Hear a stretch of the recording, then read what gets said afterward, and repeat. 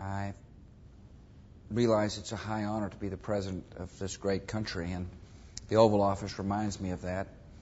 Reminds me of that because of its beauty, and it reminds me of that because of all the people who have come before me. And first thing I see every morning when I come in is the sun shining through these big windows, and the windows are magnificent. They let in the sunlight. It's a great place for me to view the wonderful South Lawn. And the rug we've designed, each president designs a rug, and the rug that Laura designed for the Oval Office captures the sun, and it helps make this room a open and optimistic place. In the center of all the presidential rugs, of course, the great seal of our country. Interestingly enough, the eagle, as you can see, faces the talon with the olive branch, and yet the old seal had the eagle looking at the talon with the arrows. After World War II, Harry Truman changed the seal so that America was looking at peace, not at war. Of course, it's always important to make sure we got enough arrows in the talon to keep the peace. I sit here at this desk. It's a famous old desk called the HMS Resolute. It has been used by a lot of presidents. President Roosevelt used it. Both Roosevelts used it, for that matter. President Reagan used it. And, of course, probably the most famous picture in the Oval Office was right out this door where John Kennedy poked his head when his dad was the President of the United States. This door, by the way, was put on the desk by Franklin Roosevelt to uncover his infirmities.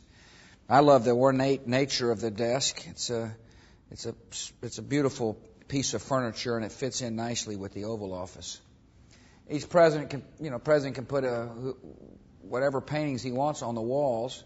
I've chosen some paintings that kind of reflect my nature. This is called A Charge to Keep I Have by W.H.D. Kerner. It's a Western painting. It shows a horseman charging up a steep cliff, determined to achieve an objective. The song is based upon a Methodist hymn, A Charge to Keep I Have, or a hymn. The painting is based upon a hymn called A Charge to Keep I Have, and it talks about serving something greater than yourself in life.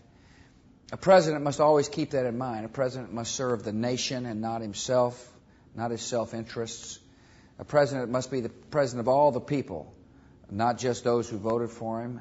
A president has got to elevate the discourse and set goals that are bigger than political parties. I put Abe Lincoln on the wall because the job of a president is to unite the nation.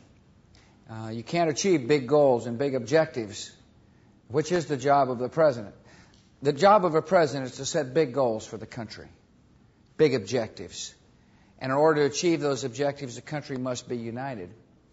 But Abe Lincoln had the toughest job of all as President of the United States in achieving big goals and big objectives because the country was divided. It was fighting itself. And yet when you read his writings, he constantly thought about how best to keep the Union together. I've also got George Washington on the wall here. And the answer is I don't think you could have the Oval Office without George Washington, the first president of our country. He's just a perfect fit. The other paintings on the wall are from Texas. This is Onderdock. A man named Julian Onderdock painted these paintings. A man named Julian Onderdock was the artist. And there's a picture of the Alamo in West Texas. The Texas paintings are on the wall because that's where I'm from and where I'm going.